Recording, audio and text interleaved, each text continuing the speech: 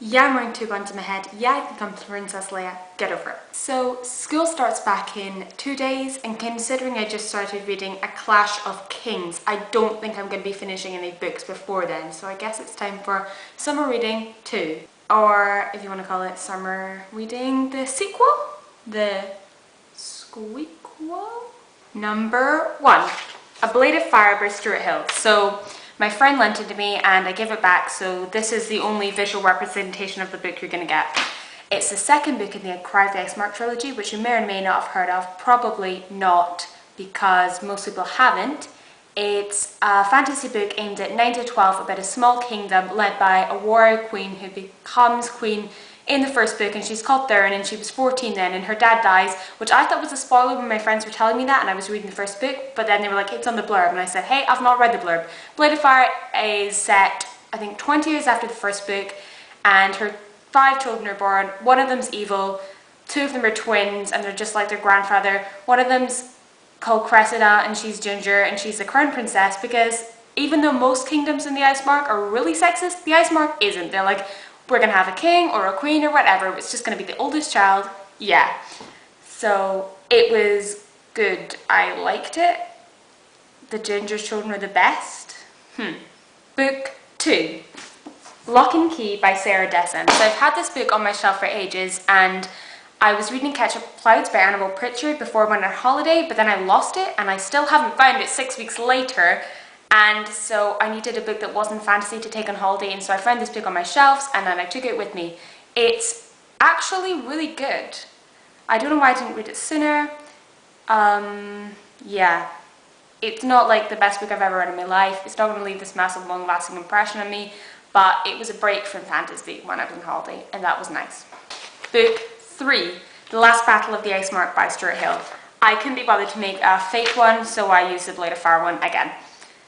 This was the last book in the trilogy. It was set 2 years after A Blade of Fire, and their evil child, which I mentioned, Medea, yeah, she just got a whole lot more evil and is now working with her grandfather, who's the most powerful and evil person in existence, only he's not really a person and he doesn't have a body. He can just like use knives and stuff to make himself a body, and that's kind of cool.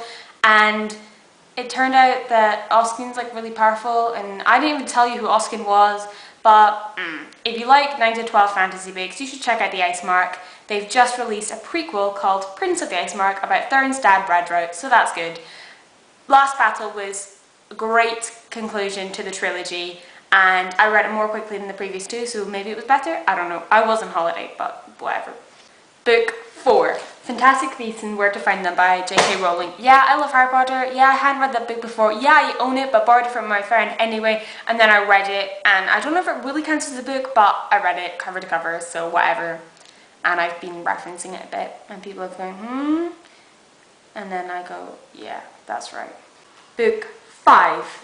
A Game of Thrones by George W.R. Martin, and yes, I know that wasn't a Game of Thrones, that was a Clash of Kings, but I don't know where Game of Thrones is, so that's gonna do for me showing a book at you. I really liked a Game of Thrones. If you don't want to know what it is, then that's kind of weird. It's really popular and stuff. Yeah. Book 6. Legacy by Kate Bryan. Don't read this book, it's really bad. I was like, oh, it's just gonna be trashy, but it's gonna be like Posh Girls at a boarding school in a good way, and it's really short, and it's in this awesome secondhand bookshop, and whatever. But it didn't make any sense, and if you read it, you're only gonna want to read the other 265 books in the series, which they probably didn't actually publish. They just tell you that they did in the back of this one, but they actually only wrote one book, like in all those series, which are like that, and they never sell them all, and it's really weird, and if you find it, just sort of don't read it. Book 7. Everything Beautiful Began After by Simon Van Boy, and I lent it to my friend, and I cannot be bothered to make up more visual representations of the books I don't have on me, so I'm just using the Blade of Fire one over and over again. Yeah, I'm lazy. This is, I'm going to link down below to the video that made me want to read every word written by Simon Van Boy. It's Sadie Teaches Things, and it's so good, and it's the best review of a book I've seen in my life, so just go there. Don't listen to me. Only listen to me to say this. The beauty of artifacts is in how they reassure us we're not the first to die. But those who seek only reassurance from life will never be more than tourists, seeing everything and trying to possess only what can be felt. beauty is a shadow of imperfection. If that didn't sell the book, then you're not going to like it. Book 8. Anna and the French Kiss by Stephanie Perkins. Okay, so remember last year when I made summer reading, just summer reading, wasn't it? And I talked about the best book ever, The Extraordinary Secrets of April, May and June. Yeah, well, the author, Robin Benway, she reviewed this book, so I'm not going to read it to you. Yeah, I am. From the magical streets of Paris to its charming narrator, Anne and the French Kiss has it all. A wonderfully winning book. Robin Benway, author of Audrey, Wait, and The Extraordinary Secrets of April, May and June. Okay, so I've been wanting to read this book for a long time because a lot of people on the internet say it's like the best book ever written, and every review other than that makes it sound a lot more trashy than it actually is. And they make the love interest seem like a major douche, but he's actually really, really awesome. So if you like romance in Paris and YA, you should definitely give it a go. Book 9. Yeah, the books from now on are on my friend's Kindle because she lent me her Kindle. Lola and the Boy Next Door. This is a sequel to Anna and the French Kiss, and it's set in San Francisco. And although about a different character, Anna and Etienne both feature in this book. And there's going to be a third one coming out next year called I Love Happily Ever After. And they're a lovely 3 books that can either stand alone or fit together.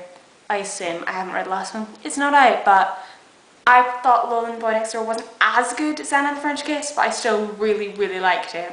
Book 10. The Realm of Possibility by David Levithan. This book is kind of strangely formatted because David Levithan really has an issue with capitalization. It's narrated by lots of different people that go to the same high school, and you each get this short little section, and some of them are really good and some of them aren't as enjoyable, but the way they fit together is the point, and it's really beautiful. And I wouldn't say go get this totally now, definitely, but if you come across it, give it a go. And book 11, Eleanor and Park by Rainbow Rowell. This has been quite big both on the internet and in the real world, and I heard a lot about it before I actually read it. I saw it in the shop and I was like, I'm not going to buy it, it doesn't actually look that good. And then I watched a review by Kaylee Reeds and she actually sold it to me, and then my friend had it on her Kindle, so I read it, and yeah, it is really good, it's worth the hype. It's set in 1984 and it's about these 2 teenagers who meet on the school bus, and it's narrated by both of them and it's really lovely. So that was my summer in books. Hope you enjoyed it. If you didn't, go away. But fair enough. Bye.